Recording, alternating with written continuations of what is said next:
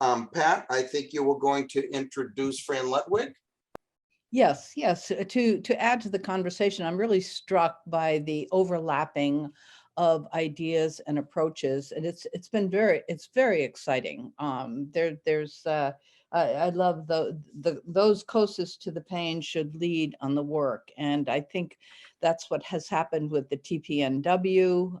The voices that you usually don't hear about are rising up to protest what will affect them most seriously. So we now have Fran Ludwig and Ryan Hagan who will lead the next portion. And Fran is a member of the Lexington Catholic Community, the Faith and Environment Group.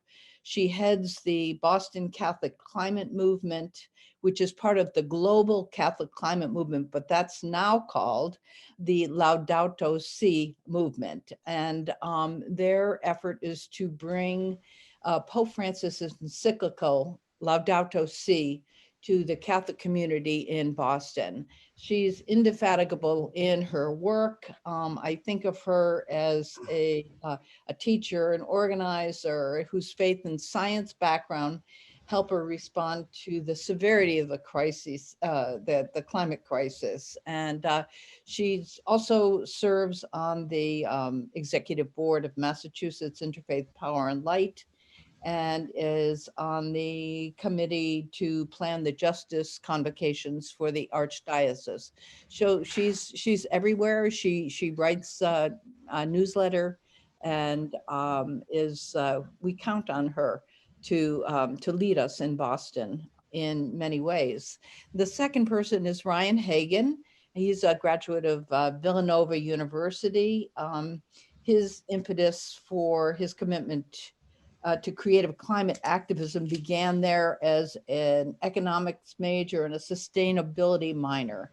And 8 years later, he says, I haven't been able to stop thinking about the problems of the climate and what to do about them. In 2017, he started his online weekly newsletter called Crowdsourcing Sustainability. It now reaches 150,000 subscribers. This is what technology can do in 50 countries, with its mission to help reverse global warming as soon as possible by inspiring and empowering people around the world to make the places they live and work climate positive. He offers resources, tools, meaningful actions, as well as interviews, films, and stories that replace the stories and beliefs of the past that have created systems that no longer work. His energy and creativity are contagious, as is his vision of a safe, healthy, and just world where all on life thrives. It's part and parcel of everything that's been said so far. This is the point, to make all life thrive and flourish. So they can take it away, Ryan and Brandon. I think you've arranged your time, so we'll see who goes first. Awesome. Well, thank you, Pat. Really appreciate those lovely intros, and thank you all for having me. I'm excited to be here. I'm going to share my screen. Can y'all see this? Yeah.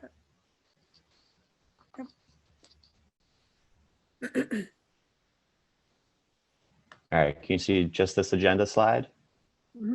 It's fine right now. Thank you. Awesome.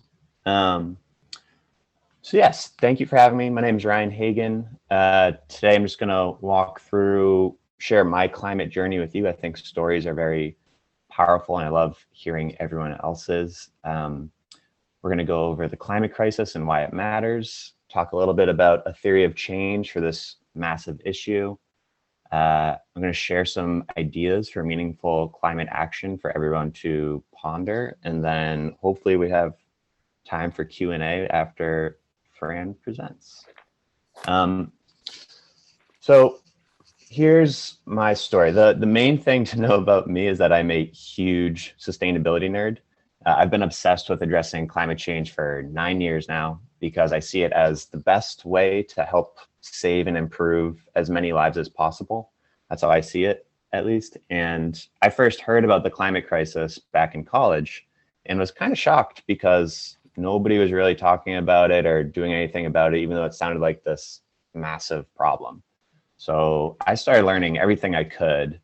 And I was in the business school, like Pat said, and eventually added a sustainability minor to my economics major and made this promise to myself that I would make a career out of reversing global warming because I couldn't really unsee it once I knew about it. And I basically realized if we get climate wrong, nothing else will be right. It's just that big of an issue. So I worked in clean technology for a few years. And then at the end of 2017, I decided to start my own organization because we still weren't moving fast enough as a society. And I felt like I personally could be doing more and had some things to say. And so the idea behind crowdsourcing sustainability came from the fact that I'm just one person and can only do so much. But if I could help as many other people as possible to work on climate solutions, then we could have a pretty big impact, especially if people worked on them together. So today, over 200,000 people from 150 countries are reading the newsletter. I write to, I like to say, inform minds, touch hearts, and inspire action. And I'm working to empower people to meaningfully act on climate. So I kind of think of crowdsourcing sustainability as this mix of citizen-supported journalism and action-oriented community. And so you know a bit about me now and where I'm coming from. So I'm going to dive into the problem itself and how I think, share some ideas on how to tackle it. So I want to start with a little perspective because the climate emergency really does change everything. And this is a quote from Joe Romm. He says, "Everyone needs to be educated on climate change because climate change and our response to it is going to change the world over the next 25 years as much as the internet did in the last 25 years. And I love this image. It shows us that our climate is the context in which everything else takes place. That's the biosphere at the bottom, the environment. You see society and the economy are built on top of that. So we rely on our climate for everything. These are our life support systems. Society and the economy would just crumble without them. And, you know, if you think about it, it's the food we grow, water we drink, shelter, livelihoods, they all depend on this stable climate. They're the building blocks of society, and climate change is increasingly threatening each one of them. And these are just a bunch of pictures to kind of walk through just some of the many impacts. So like crops are affected negatively for the most part. The top right picture is a picture of people lining up in Cape Town, South Africa. Bottom left is Paradise when that burned down. There's flooding in the Midwest. Diseases are spreading more easily. And the infrastructure itself in the bottom right here is just unable to handle these new conditions. We're in a climate that society and civilization has never experienced before. And I like to think that climate really touches on so many different issues, and addressing climate will simultaneously help all of them. A huge one is environmental justice. So burning fossil fuels doesn't just wreak havoc by heating up the planet, it also poisons all of us with air pollution. There's an estimated 8.7 million people, this is from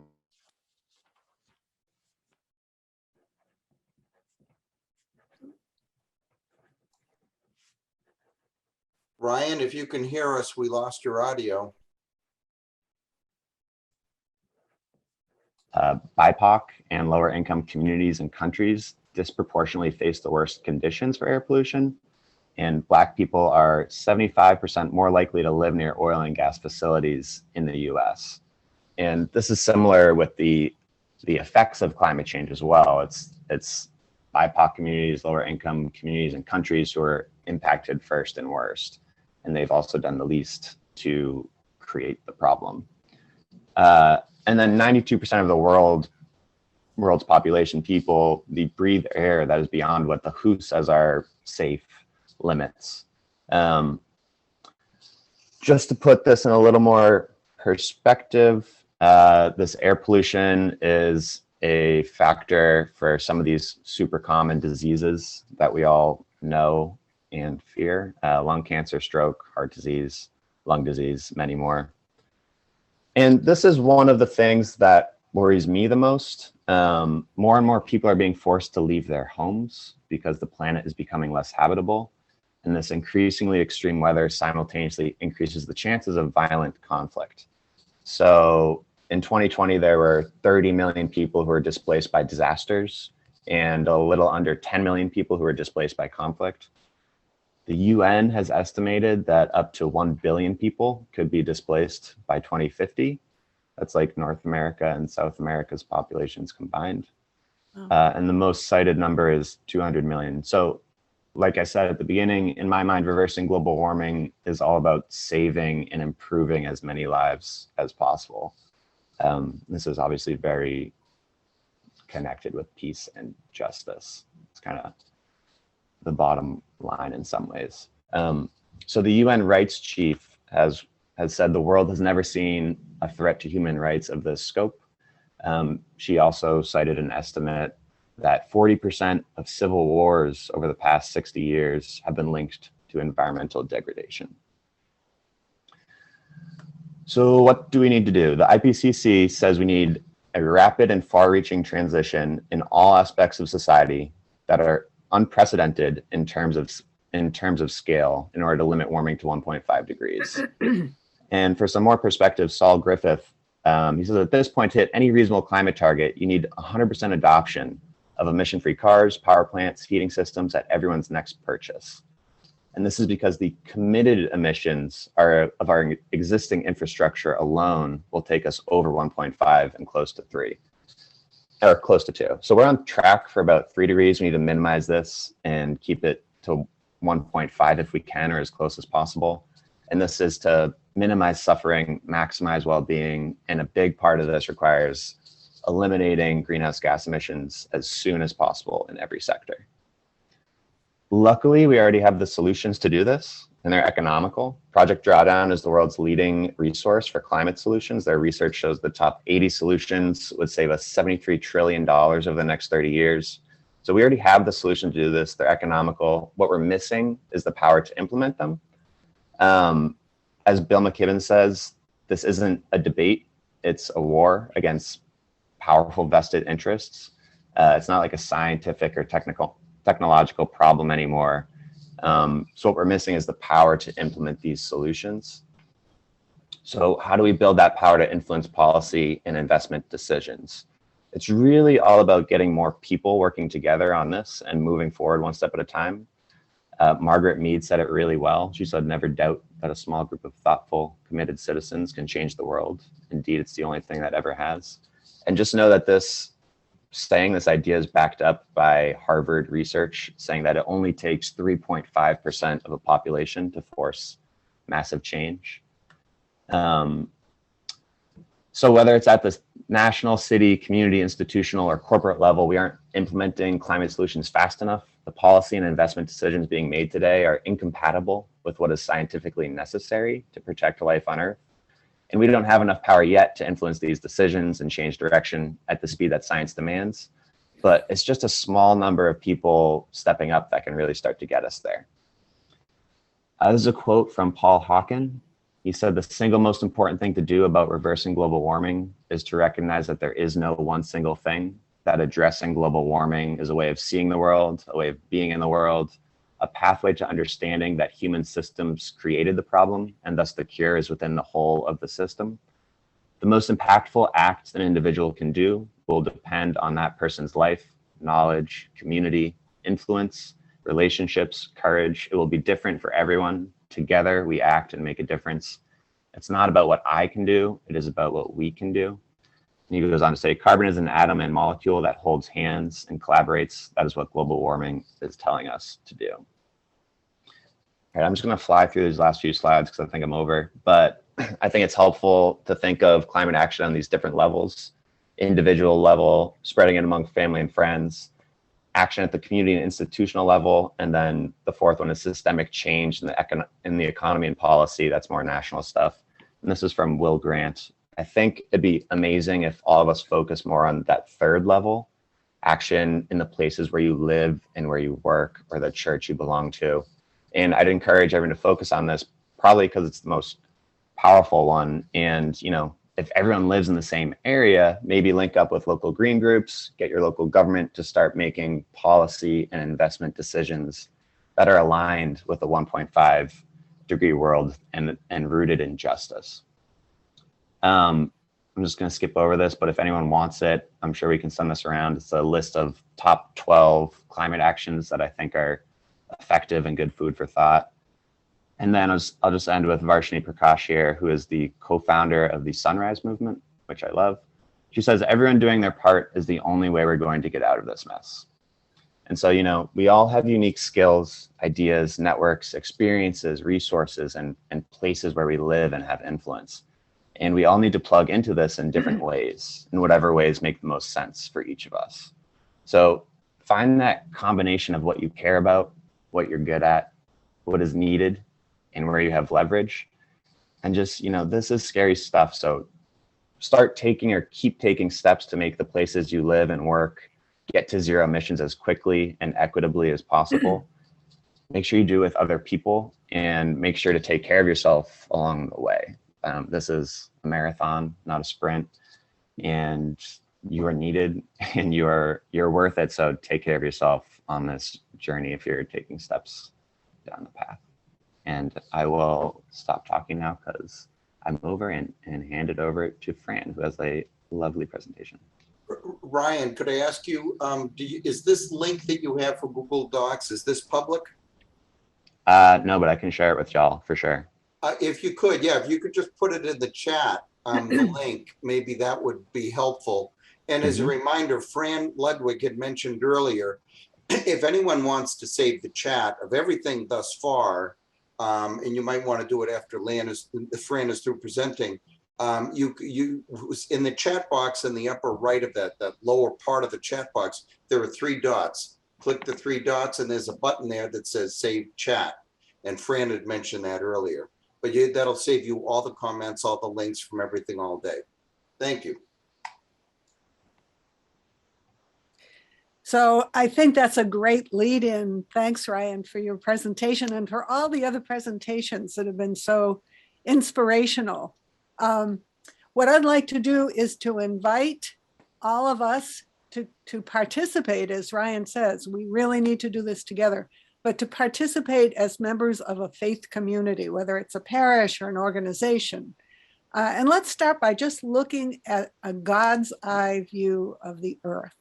There are no pink and blue and green squares on this, no political boundaries, only the water, the air, and the land, and all of the living creatures that God created on this planet, our common home.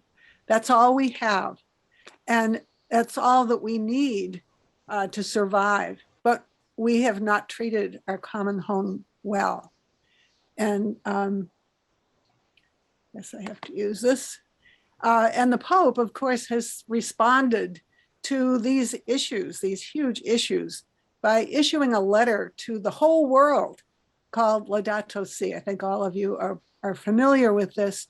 But in this document, there actually are 3 words that summarize it. And the words are, everything is connected. And everything that we've talked about today is impacted by climate change. This is an image from the Sisters of Mercy, who have done great work on organizing around climate justice, where you can see all of the things that we've talked about today are impacted by climate. I know you don't have time to read all this, but I'll send you the presentation. You can go back over it later. But I just want to focus on the earth. We're talking about physical earth systems that are at risk, our air, our water, our land. But we talk about tipping points where the Arctic is melting and so on. I'd like to talk about tipping points of the heart. And that's what we want to engage. We want to engage this through our faith. Now, I'm very excited that the Vatican has just announced something called the Laudato Si Action Platform, in which they are trying to engage all Catholics. And I have a list of who's involved in the next slide, but we're trying to engage all Catholics in a journey towards sustainability in the spirit of Laudato Si, which incorporates all of the things that we've talked about today. This is a structured plan where they are asking for a sign up. As the next slide, it shows you who signs up. As an individual or family, as a parish or diocese, educational, et cetera, organizations and groups, if you're representing one of those. Religious congregations have been right out front in this. And when you sign up for this on the website, which I'm going to put in the chat, I don't know, Ryan. Oh, great, thanks. This is teamwork.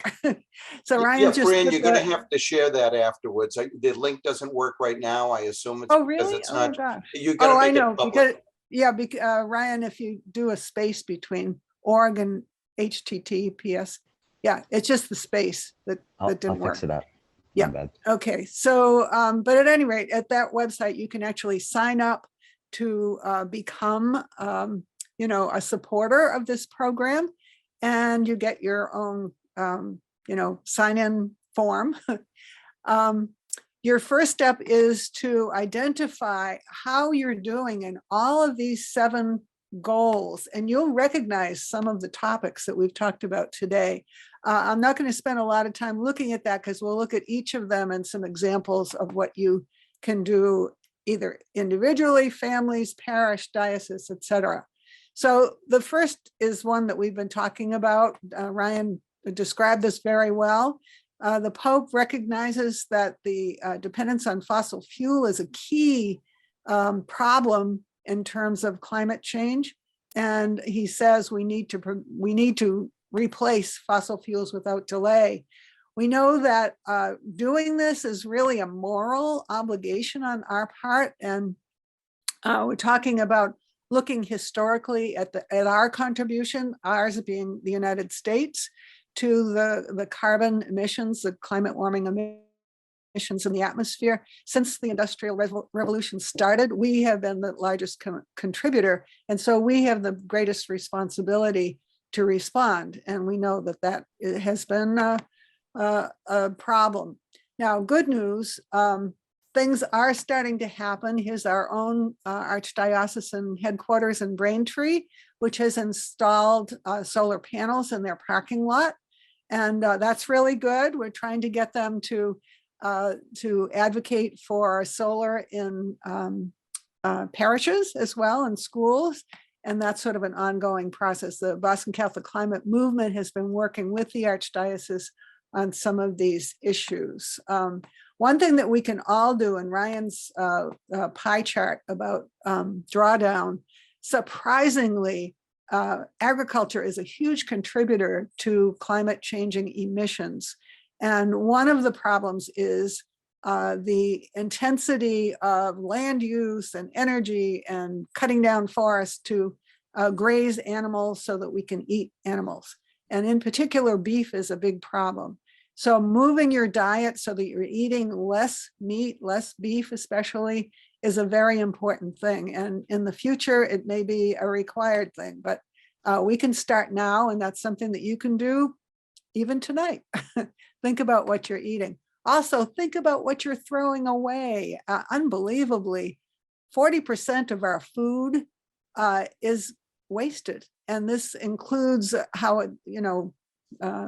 sort of damaged apples that are thrown away before they get to your store, etc. But when you throw away food, you're not just throwing the food away, which is a sin, as my mother used to say, but you're also throwing away the energy that's required to grow the food, to transport it, to get it to your house.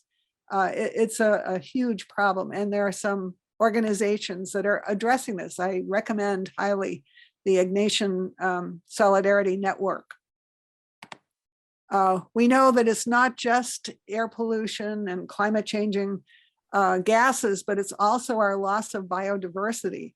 And that is impacted by climate change, but also by our greed in terms of cutting down forests to, in Massachusetts, to make wood chips to burn, to make energy. That's kind of amazing that we are allowing this to happen on some of our public lands. Get to me later if you're interested in legislation related to this.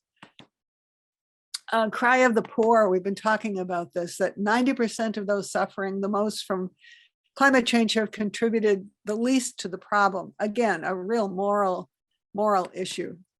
And it doesn't have to be in some foreign country, but also Chelsea and East Boston are some of the hottest heat islands with temperatures 40 degrees hotter than other cities and towns. And we think that there was a perfect storm that happened, I think it was a few years ago, when we had a terrible heat wave in Boston. And at the same time, we had COVID taking place. So the people who were suffering in hot apartment buildings couldn't even go to a cooling center because they were all closed because of COVID. So, these are issues that are ongoing and are only going to get worse. Economics, we just finished the COP26 meeting of almost 200 nations in Glasgow to try to come up with a plan to actually reduce our emissions so that we can stay within 1.5 degrees Celsius. And we didn't quite get all the commitment that we wanted. One of the features was that we should be putting into a green climate fund, the developed nations, and US has been dragging its feet. We're hoping that we're going to improve that with our new president. But it's our moral obligation to do this. When one of the very inspirational speakers, a young woman from Kenya, said, please open your hearts, because this is not just a scientific problem. This is a problem of hearts. It's this problem of spirits, of souls. This is something that we Catholics should be paying attention to. Lifestyles. It would take 5 Earths for all of the people of the planet to live in the same way as we do. So this really requires a lot of thinking. And, it's not just changing your coffee cups during hospitality, so you're not throwing stuff away and having to buy more stuff that's being made, but it's also thinking about our upcoming celebration of Christmas, buying stuff. And the motto is spend less and give more. So something to think about as we approach the holidays. Ecological education. Are we teaching our kids in religious ed about taking care of creation? Are we getting them outdoors? You can see some of our little friends with a big friend there. Are we offering presentations within our parish? And this is really easy via Zoom, by the way. Showing movies, things that will start conversations about what our obligations are to others around the world. Using our bulletin to keep the awareness up on Laudato Si is really important. And here's one that I think is something that was kind of a mind changer to me, and that is ecological conversion.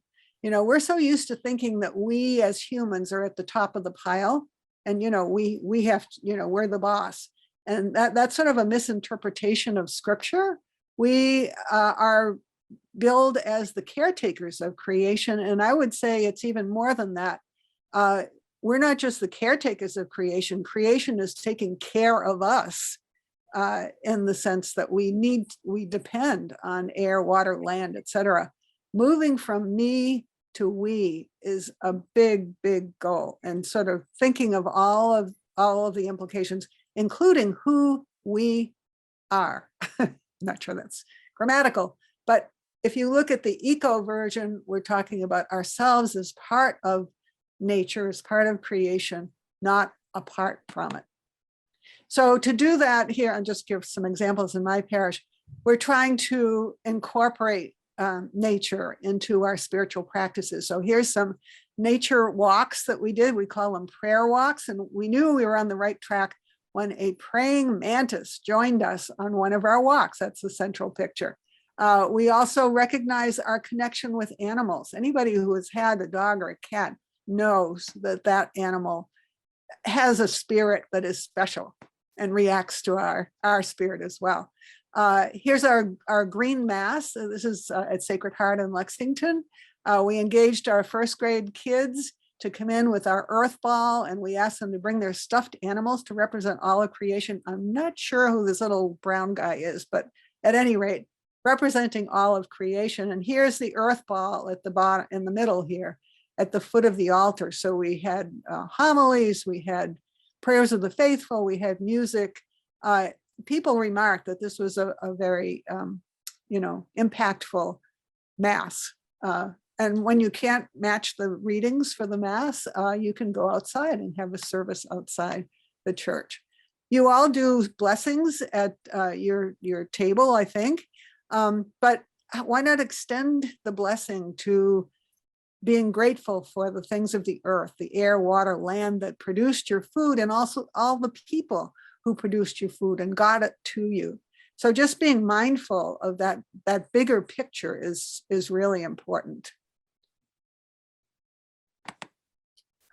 And then finally, it's kind of refreshing to hear the Pope say, and I'm just going to read this because I think this is such a great quote, that society must put pressure on governments to develop more rigorous regulations, procedures, and controls, and on all levels. And it will not be possible to control damage to the environment unless citizens have control. So this really is a clarion call, and this is part of this Laudato Si action platform, is to think about how that is being played out in your parish. Do your parishioners know about what's happening in your town and your state and the federal level that's impacting the environment?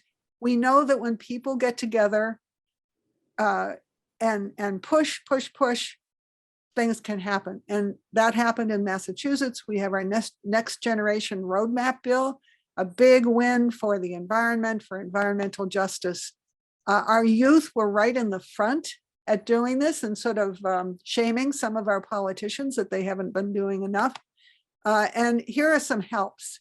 The Boston Catholic Climate Movement, I'll mention that in a minute. Laudato Si movement, Catholic Climate Covenant is key in helping parishes put together care for creation teams.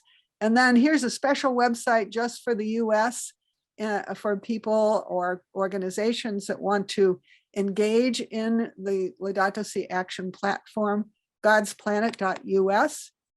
We mentioned the Laudato Si movement, which includes many Catholics across the globe.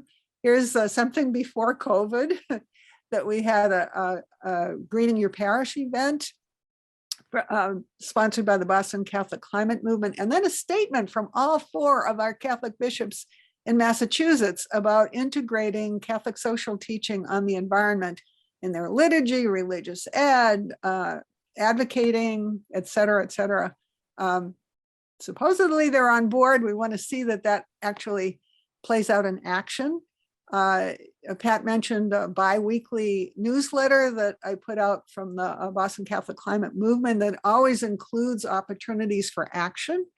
So if you're interested, I think Ryan has put my email address in the chat. I can't really see the chat here, but the urgent challenge to protect our common home includes a concern to bring the whole human family together to seek a sustainable and integral development, for we know that things can change. And that's sort of the upbeat part of it.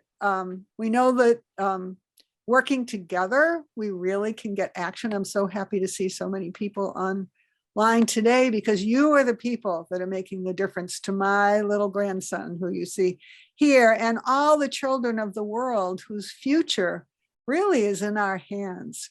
So what we do next will be very important, and we invite you to participate in the Laudato Si action platform.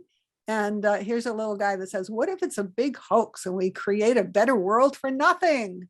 And all of the good things that can come from our work as a group, as a community. So thank you very much.